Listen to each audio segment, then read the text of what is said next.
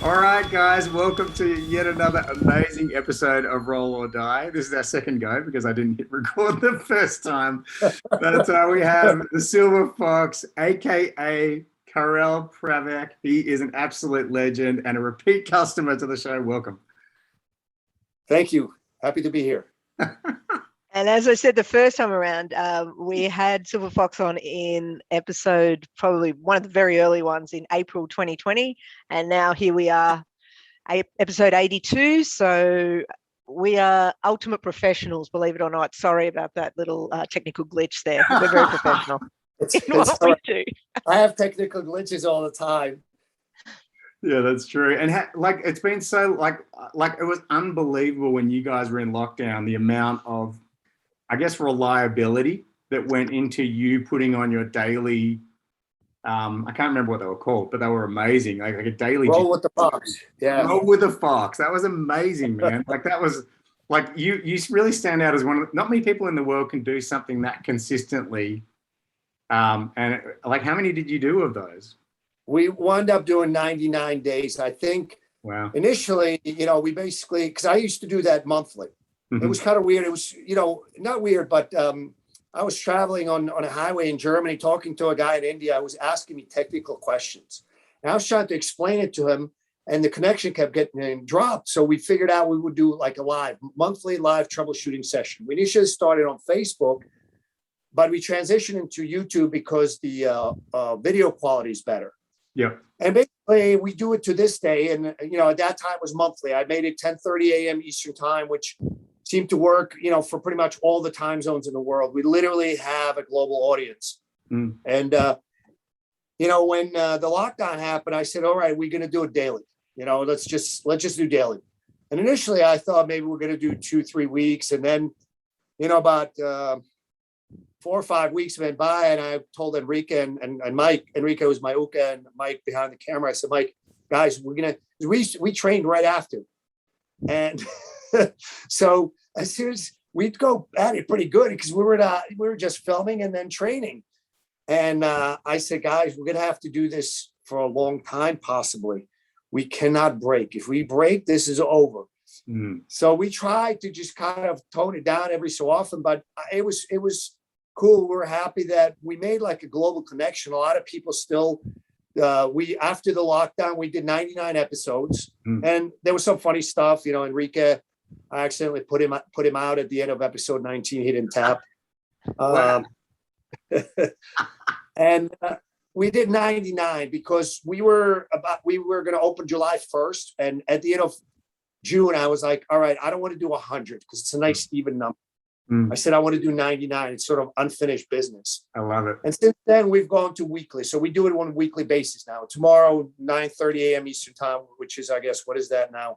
I'll become an expert. 12:30 lunchtime for Australia time or something like that. No, 11:30. So, we have another episode tomorrow. So that's brilliant, man. And I just really, we got the chance to kind of fall in love with you guys and what you were doing through that process. And you were, you really were interactive. Like you made shout outs to our community groups and all sorts of things, man. Yeah. You really, I think above the jiu-jitsu, you were really also just a contribution to the world in the truest form, brother. So I really acknowledge I appreciate that. Thank you. Now we had a lot of fun, but to me, it was like, I felt like I was teaching a class. I couldn't see the people, but I could feel them. I don't know if that makes sense, because Mike is reading the questions live. So I can kind of feel the people they call themselves, like the people that are my students that don't actually attend my physical academy, call themselves the antivirus tribe. So it was really cool, and to this day, I've had some people like I'm back on the road. I'm traveling. I actually wind up getting COVID about 3 weeks ago. I only had 2 rough days. I'm vaccinated, but wound up getting it, a bunch of, not a lot, but we've had a couple isolated cases, and most of the people were vaccinated. Anyways, I had a couple of rough days, and then so 2 days later I felt better. I started training in the pool. I had to be quarantined, so I just trained in the pool, but I'm back. So I had to cancel a camp in Europe, but I'm back on the road. I've done several camps already in Europe. I'm flying out Monday again to do another one. And I'm trying to help those guys and the guys that I'm pretty close to over there to try to get back on their feet because they were locked down a lot longer than we were here in the US. That's brilliant, man. And you said that you had a couple of rough days. What were they like? What happened? To me, it was like, like you had a flu, just kind of, I didn't want to eat, body aches, chills, a little bit of fever. Just felt out of it and, just kind of laying around for 2 days. And after that, I was like, all right, I think I can train in the pool. There's nobody there. It's my backyard. So Yeah. I can, get some movement. And, every 2 days I felt better and better. And, I'm finally, I was taking the tests and, with one test, the rapid one would be negative and the PCR would be positive. And then finally both of them lined up and I was like, I'm back, baby. Yeah, that's so good, man.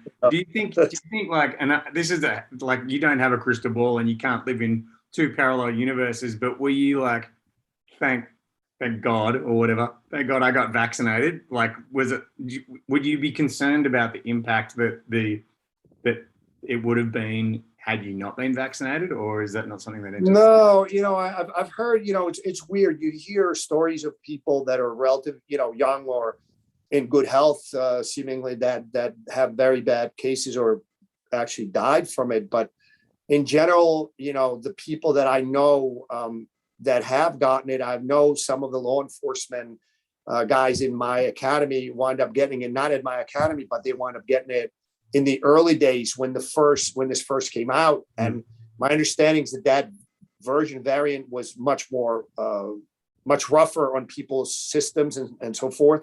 Oh.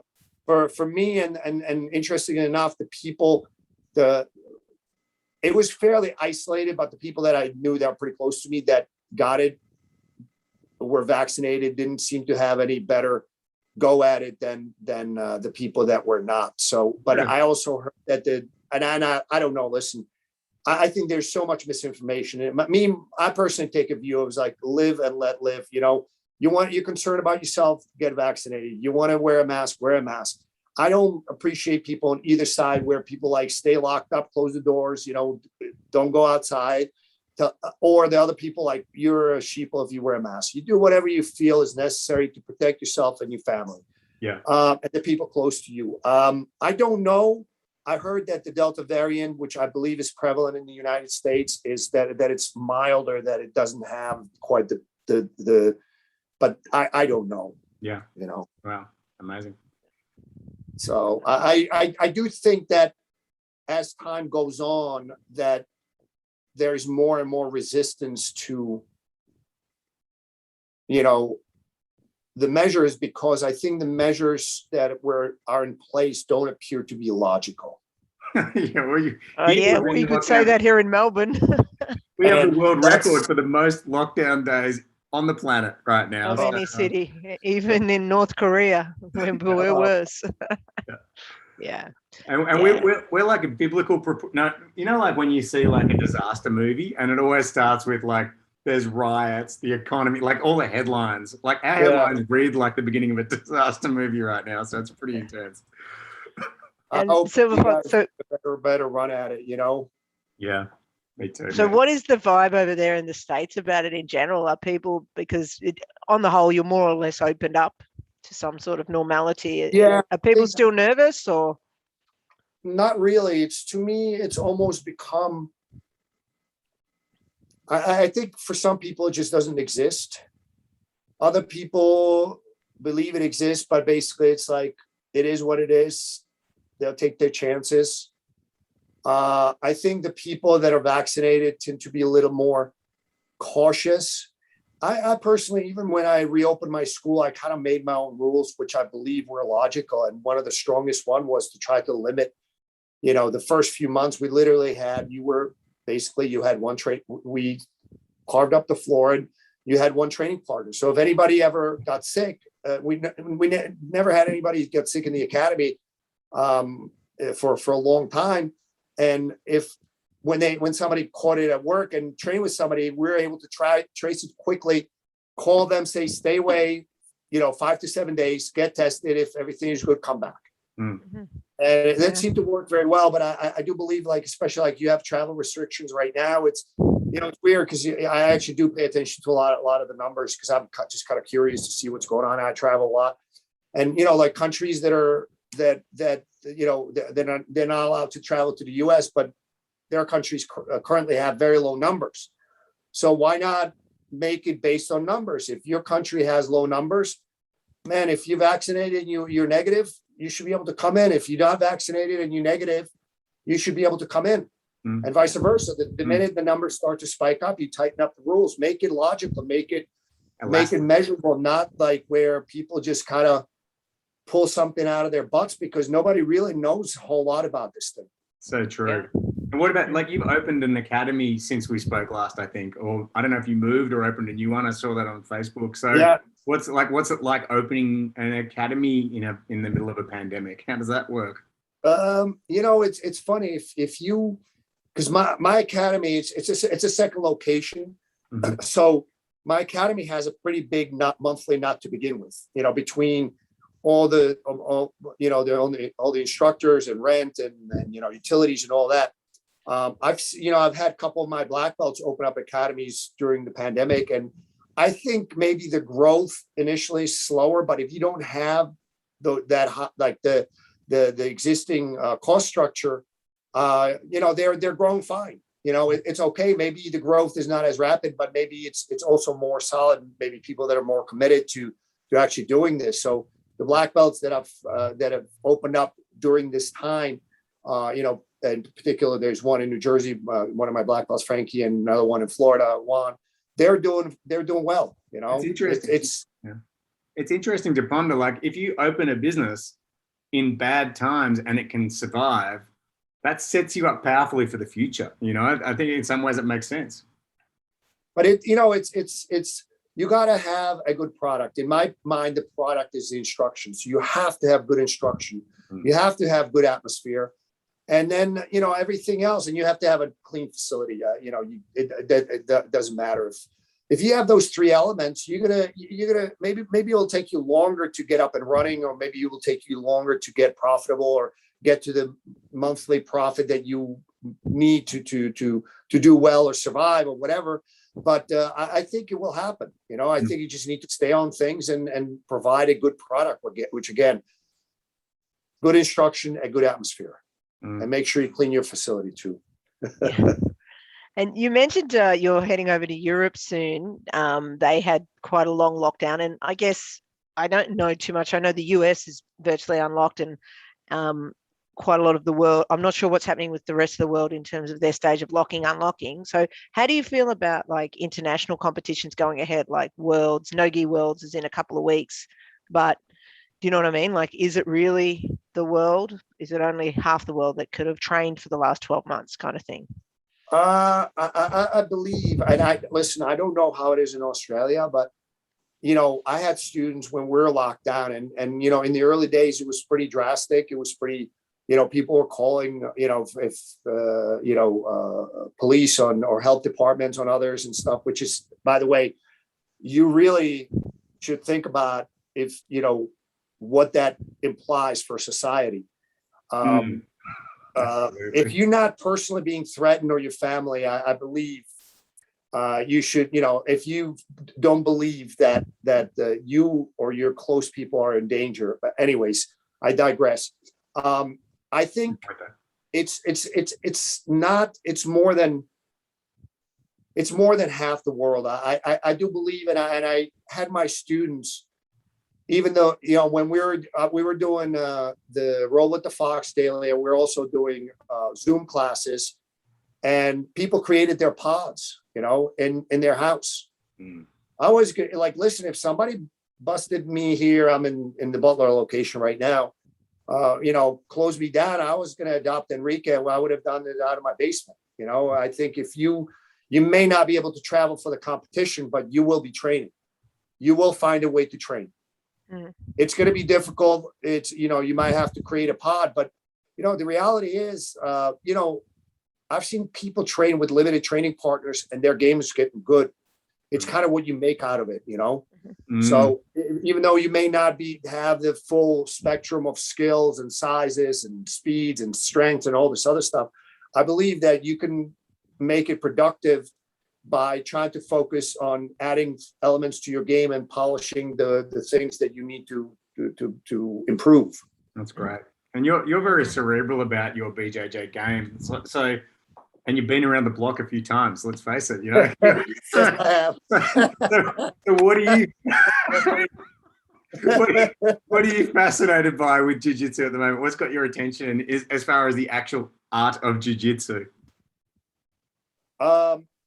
It's what's really I see is just the amazing growth in availability of quality instruction and how people look at jiu-jitsu, how people present their knowledge or instruction has significantly gone up. It has to be. It's competition. It's pure competition. You know, I think now you can have access. It's up to you. You could pay for your instruction. You can get access to free. If you want free, it's available. It may not be put together in a nice 3-hour package. You may have to find pieces and piece them together, but you can find it no matter where you are. And, you know, you could really see how that's contributed to the growth, the technical growth and sort of the evolution of the art in terms of maybe it's not necessarily a new technique, but just a new, slightly different way to do that technique that makes it more effective, more efficient. I think that's what I've really seen really take off in the last 5 years. Right. And particularly in the last 3, probably more so than the previous 7. But even then, it was. I think it's good. I think bodes well for jiu-jitsu growth around the world. And what does that? How does that relate to your jiu-jitsu game? What are you focused on right now for yourself? Well, I'm personally nuts, so I need to. I want to have my jiu-jitsu the best possible game. So that's why I literally was wallowing around for 2 days in COVID stupor, and then I go train in the pool because I need to have the best possible game I could possibly have. I want to be the best, whether I am or not. That's a separate issue. I want to be the best. I want to be the best practitioner, and I want to be the best teacher. Wow. So for me, it means that the more competition there is, the more I'm going to push myself. I love it, and man. I love try it. to improve the level of my instruction, improve the level of my technique, improve the way I deliver that knowledge and that technique to people. Wow. And I do believe that everybody has a little bit different personal style, and I think I encourage people. Sometimes people just go to whatever they can get their hands on, or somebody else says what's works for them. Is find what works for you. I don't think there'll be ever a replacement for hands-on instruction, because I literally can be in a seminar in camp and they're like, Fox, I have trouble with this. All right, show me, put it on. And I can troubleshoot them and say, okay, this is what you're doing differently. You should do it like this. But, you will eventually may figure it out even just from videos. May take you 3 months, and getting some feedback from your training partners. And I think also the importance of training partners has become better understood and better acknowledged. So that's what it means for me. I think I just gotta try to, continue to improve my knowledge and how I deliver that knowledge to people. I love that. Can we talk about longevity as well? I can't remember if we talked about this the first time that you were on, but what sort of things do you do, or would you suggest for perhaps older practitioners to do to keep them in the game? Train in the water. Solo drills in the water. Solo Brazilian Jiu-Jitsu drills in the water. It's a super oddball thing, guys. If you don't know what it is, go on YouTube and just put fluid BJJ, and you're gonna get a couple of videos. And I call it fluid for 2 reasons. Obviously, I drill in water, and I also my game is kind of more fluid game. I don't try to force something. If I want to hit the guy with the triangle and he defends with all his might, I'm not going to insist on the triangle. I'm just going to switch to a reverse triangle, which he's handing me on a platter. So it's a play on words too, but it's an oddball thing. I don't know how to deliver that understanding, that appreciation better. I have, one of my black belts, the Skid One, he, fought MMA, both, amateur and professional. He opened his own school in Florida. And he had a problem with his back all the time. And, I said, Juan, just train in the water. And 2 weeks later, I see him, he's big smiles and Fox, this is amazing. I said, I know. Why are you telling me that? Why do you tell others so they can benefit from that? So to me, it's an oddball thing. There's two difficulties about it. One is breathing, which is easy to do because basically you do need to engage gravity a little bit. So when you get in the water and you have a sequence that you're going to drill, solo drill in your mind, when you're ready to initiate that sequence, breathe out before you go underwater and continue to breathe out. That is the only thing that's very difficult. After that, it's function of knowledge. If you don't have a lot of technique, that you don't know what to drill, you might be drilling very simple things, just maybe takedowns, maybe shots for takedowns. Once you become, a good blue or purple belt and above, there's a lot of things. There's one where I try to intersperse mat technique and when I drill that same technique in the water by solo drill. And you can do some crazy things. And there is an added pressure of finishing a quick submission because I hate to come up for air in mid sequence. So I always try to finish with a quick submission. And I do, when you do that, when you solo drill, you're keenly aware of how your body moves. And if I know that if I make the movement slightly off, I know that it's a mistake. And I know how my training partner would react to it. And therefore I need to change my follow-up based on the mistake that I made. So it can really, the visual, there's a lot of benefits. It's the water resistance. It's the buoyancy that's really good on your lower back because I've had problems since I was a kid. The lower joints, but the visualization is one of the most underrated things. And it makes you fast. So that would be probably the one thing that I would recommend to people because I can train 7 days a week because of that. Is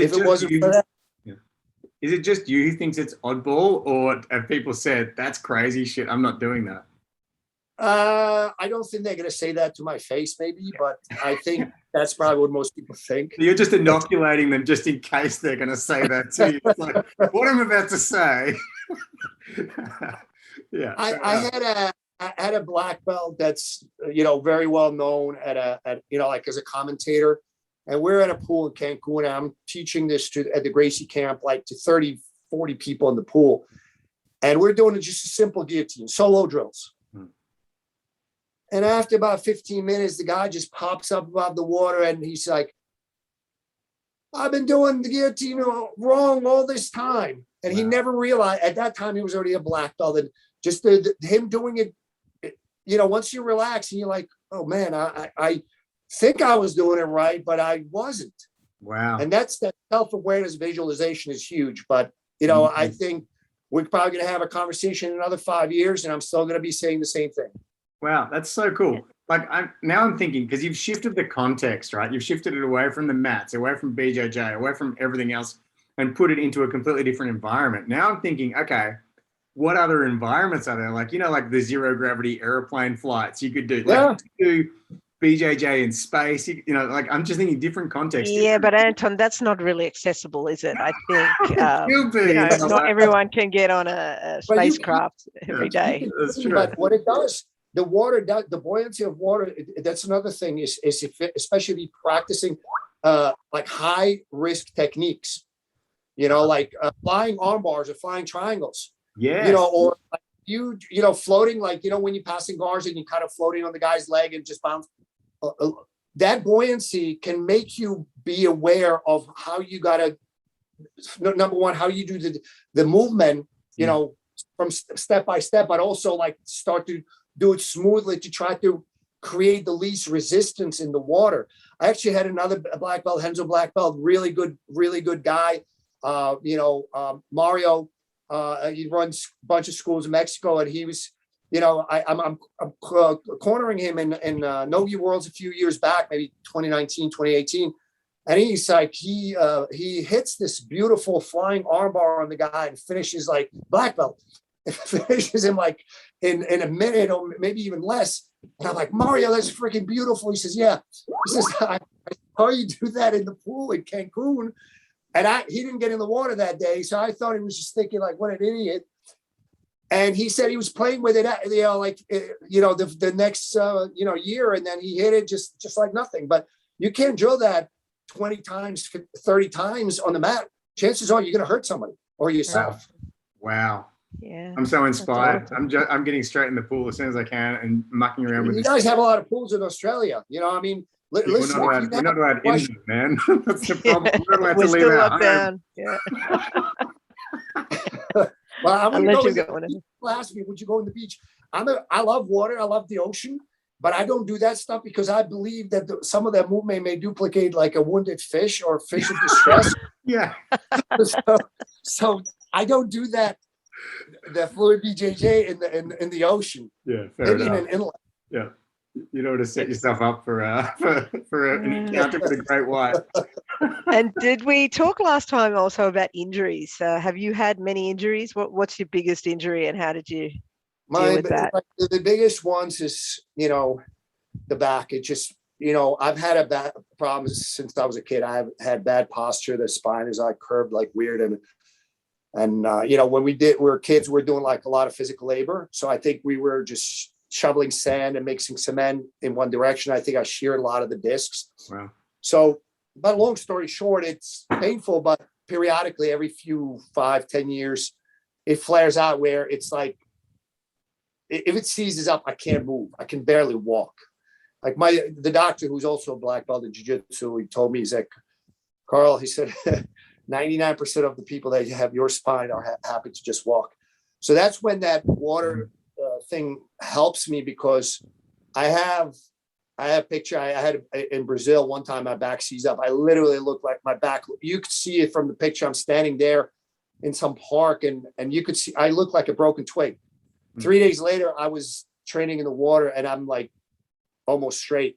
So that's that right now. It's in sort of in that the band that's it's sort of normally effed up, but it's extra effed up range where my legs fall asleep and stuff. I had an epidural about a month ago. I think I may need a few more, but I tried to manage it basically when I tried to prevent it from seizing up, because once it seizes up, I cannot, I need help to get in the car. But so as long as I can manage it to be not that, everything's okay. I do eat a lot of Aleve, chewing. Pretty much, I've been on that for a few years. I don't know what that would be called in Australia. It's anti-inflammatories. Yeah.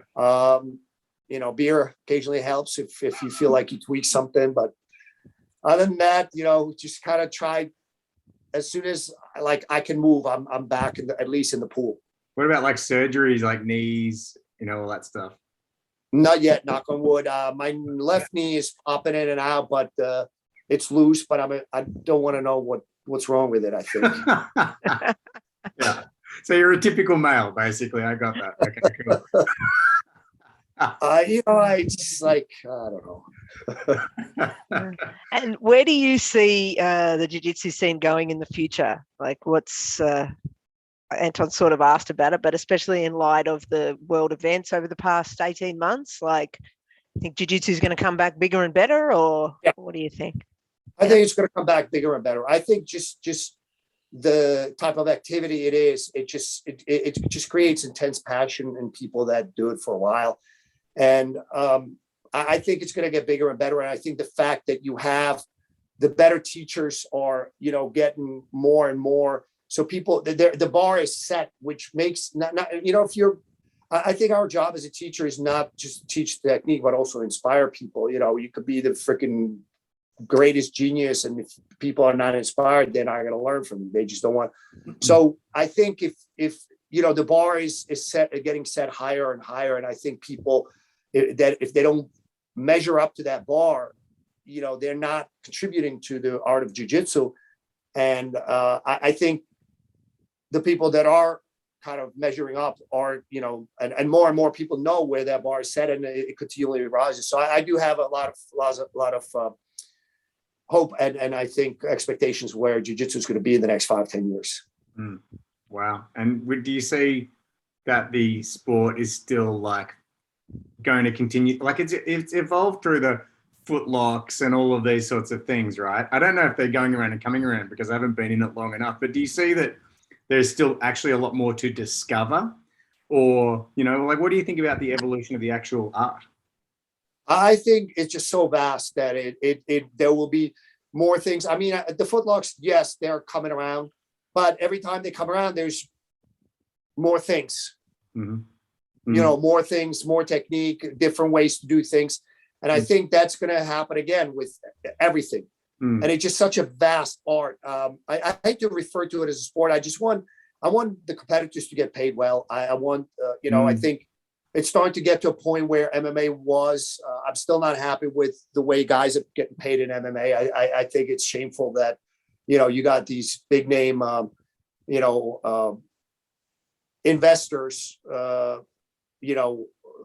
particularly I would criticize UFC,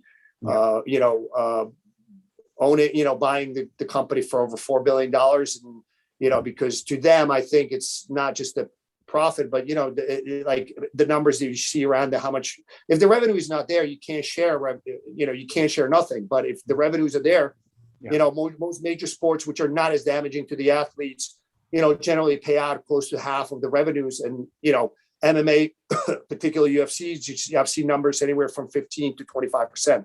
It's shameful. I think they should be ashamed. Yeah. Especially because the amount of damage that the athletes take. Makes really good sense. I mean, I think that also someone like you, though, you've managed to get some really great traction on YouTube, for example. And I think that like the way that the boxers nowadays are kind of breaking away and just putting on YouTube fights, and they're making way more than the MMA fighters just with views, right? I do see that there's an opportunity for BJJ to go down that path. Like there's a global BJJ community. Yeah. Someone's got a great channel and they're getting a percentage of the views, and it's just, it's really worked out that way. There could be an opportunity. I think if you have exciting guys that are exciting to compete, I think people will pay to watch it. I think, Gordon is certainly exciting, to watch. Gary Tonin is exciting to watch. Marcel Garcia was exciting to watch. Hodge Gracie was exciting to watch.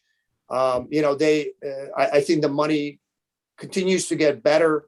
Now, some of the guys that are, maybe not competing so actively anymore, they maybe missed out a little bit on that money, but I'm hoping that they will get paid more and more.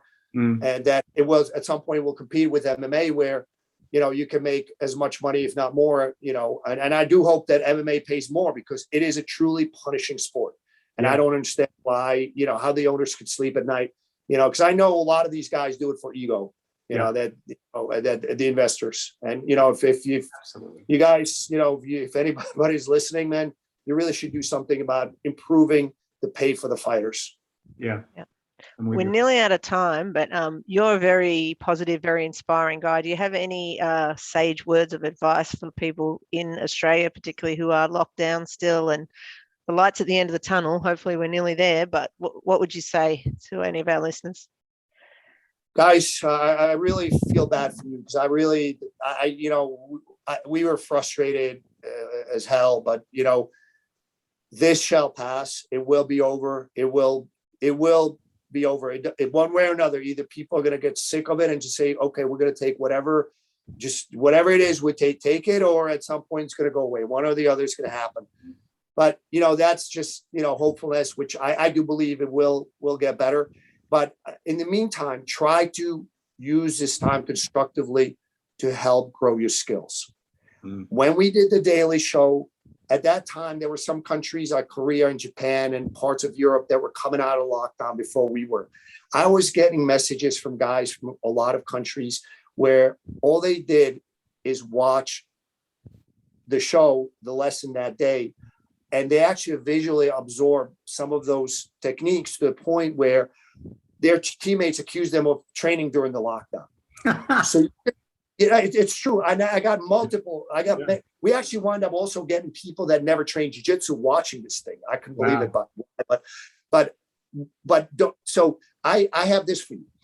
Watch, but also see if you can create pods. See what the regulation will allow. Do you have access to a pool where you can go in and drill technique solo? Maybe there is restrictions that there can be no more than 10 people in the pool. So come out at a time when you can be there. Create pods, get mats. You need about roughly 10 by 10 feet, which is roughly 3 by 3 meters. If you can get that.